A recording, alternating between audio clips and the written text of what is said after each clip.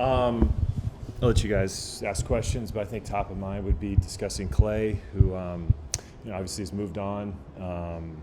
Can't reiterate enough what an unbelievable career he's had with us and so much he's given to the Bay Area, the organization. What more can you say? Just an unbelievable run, and sad. We'll miss him, but life goes on, and I think he's in a good spot. I think there's really good, solid communication throughout the whole process, and I think he expressed his interest in a fresh start. And so working with him and obviously Dallas to make that happen, I think some benefited both sides. We were able to get a trade exception, some draft picks and stuff out of it where we were able to turn that around, and I think everybody landed on their feet. So, nothing lasts forever, but I think it ended well, and wish him luck and for the next chapter of his career. But he'll always be a Warrior. He'll go in the Hall of Fame as a Warrior, number retired, statues, all that stuff. So, it's just it's tough to see him go, but I think it all ended in the right place, and we'll move forward. We're excited about our team. Excited what we've done in free agency and the guys we have coming back, young guys we have growing. So we'll go from there. But it's a little strange with no Klay, but on the whole, I think it's the right thing. How frantic was the pivot off Klay, and then how did the 6-team trade? How tough was that? Yeah, look, I mean those things are tough when you're trying to get 6 parts to all work together and do something. A lot of it, for us was very much moving with getting the free agents to agree, getting teams on board, getting it all tied together.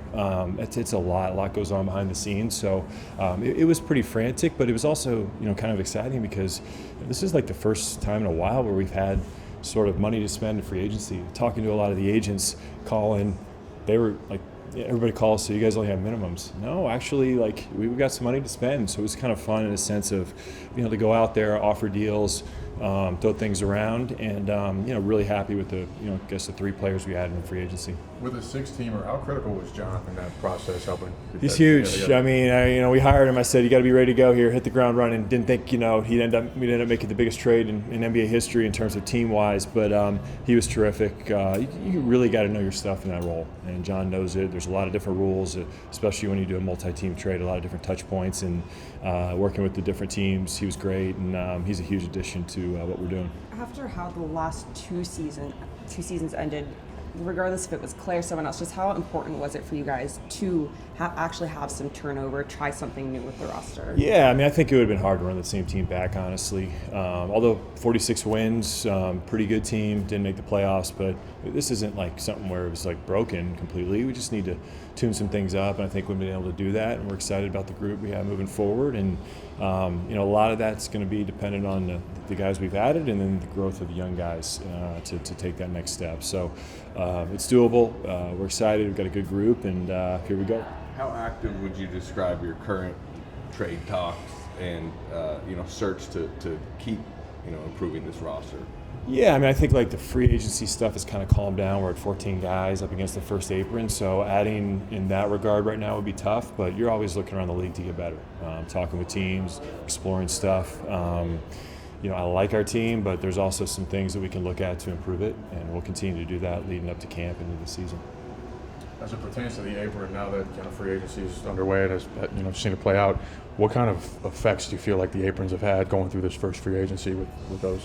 Yeah, it's tricky. These new rules, kind of getting used to them, it's had a big impact on, I think, how teams operate and the way we look at things.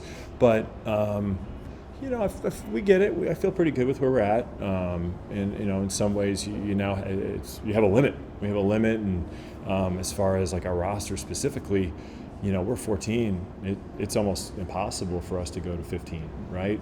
So these are the things you get used to, but we're good with it and we're comfortable, and that's what we got John for. You mentioned just needing more from the young guys. For Trace and Brandon here at Vegas, just what are you looking for them to? I know you're not the coach, but just do here. I think the biggest thing with young players is getting reps. Whether it's in the season, whether they're playing in the G League, NBA minutes, practice minutes, and then in the summer, if you don't make the playoffs, it's a long span of time between games. So for them to get some game action, not only with our summer league team, but playing the select team with USA, that's all we're looking for, is them to get more live reps. So there's a clock, there's referees, there's a whistle. That stuff is pretty important in a young player's growth, and we love their commitment to being here and being, this week, and we'll get some game action. If this is the roster entering the season, how good do you think they can be? Well, I think a little bit like last year, going into it, I thought we had a better team than the prior year. I feel the same way, but what does that mean? I mean, last year our record was better. We didn't make the playoffs. So, I think we can be better. We should be better, but a lot goes into it: health, chemistry, all that. But, I feel really good about where we're at. I think our team does too, our coaching staff. So we'll see. And assuming this is the group, where do you see Kuminga fitting in terms of starting versus coming off the bench? I think that part probably more up to Steve, but I think there's a big role for Jonathan this season coming up, and I think he'll be ready for it. Guy works, he puts the time in, he's improved at a good rate over the first few years of his career. So we're excited to see kind of what he can do, and I think it'll be a big role for him. Don't want to commit to anything, starting, coming off the bench. That probably goes for everybody. So we'll see, but we're excited for what's ahead for him. We talked a little bit right before this, but is the coaching staff finalized at this point? Yeah, I think we're in a good shape with that. We got some, T's to cross and I's to dot with contracts and things like that. But I think losing Kenny, I think we've added some good stuff to the front of our bench, some experience, some former player, former head coach, along with the group that we already have. A lot of those guys coming back, so we feel really good about the staff, and that's it's another way we got to get better in practice, in games, film, all that. So kind of all hands on deck. Is anyone from last year besides Kenny not coming back? No, I think everybody else will be back, so it's a good thing. And I think a lot of the roles will be similar, but that's more for Steve's area to kind of define that and figure that out. Why did you identify Kyle, DeAnthony, and Buddy as the guys? Yeah, I think with all those guys, first and foremost, just good basketball players. They have certain skill sets that we were looking for. Buddy with his shooting, DeAnthony with his shooting and his defense.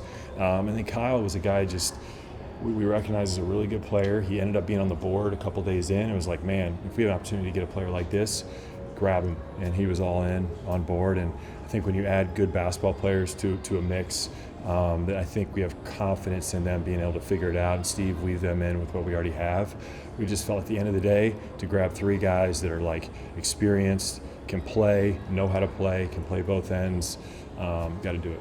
You did add Buddy, but obviously you lost Klay. Yeah. Shooting was something you guys did identify going into the summer. How do you feel about the shooting on this team, and do you see a weakness on this team?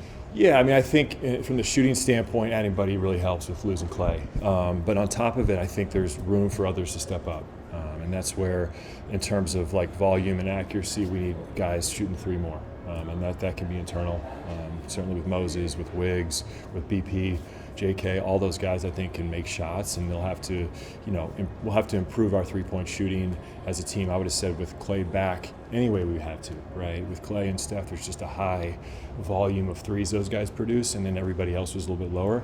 I'd like to get that up with everybody else being a little bit more even, and just being more threats from outside. But I think we can do that, but at the same time we'll always look to improve and add more. With Buddy, what did kind of the intel say in terms of why things didn't go great for him at the end with Philly? Yeah, I think it was just a matter of he's been really good over the last few years, and then you change situations. Sometimes that can be a little tough, but we didn't really overanalyze his performance in Philadelphia. We saw what he's done over the course of time, and he brings a elite skill set with the three-point shooting and some of the other stuff he does. Pretty good defender off the ball, actually. So happy with his addition.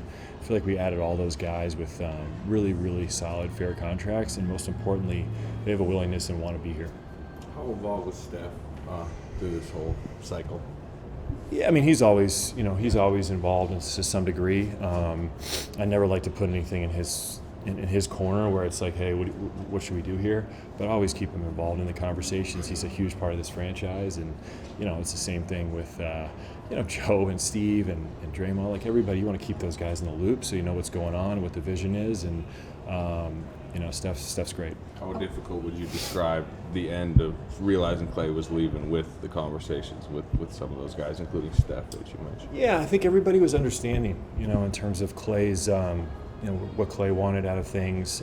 This whole thing was incredibly amicable. I know people want to make a big deal out of it because Klay was here 13 years and just a legend in his own right and so many championships and all that. So how do things end? It can be tough, but in this situation, like I said, pretty reasonable, pretty mature conversations, and everybody's ended up in a good place. And I feel good with where we're at, but at the same time, there's some nostalgia with Klay being gone that will be kind of sad and we'll miss. But like I said, nothing lasts forever. With a couple of years left on Steph, it's a lot of conversation is about how do you take advantage of the rest of Steph's prime and the rest of his time here. How much is that in the forefront of your guys' mind as you're moving around free agency and just moving? Yeah, I mean, it's at the top of mind for sure. In this league, you want to take advantage of these time horizons, and certainly with Steph and Draymond still at a really high level, that's important. And so we got to be mindful of the decisions we make to stay at this championship level, whether that's drafting, trading, signing, all that stuff. And I think that's what went into adding at the last moment with Buddy. We've gone over to the tax to do that. So this is, we're serious about winning. That's, Joe's putting his money where his mouth is, and that's. But to answer your question about capitalizing on Steph's, prime, we're going after it. Extension talks with Kuminga and Moody. How soon do you expect that to?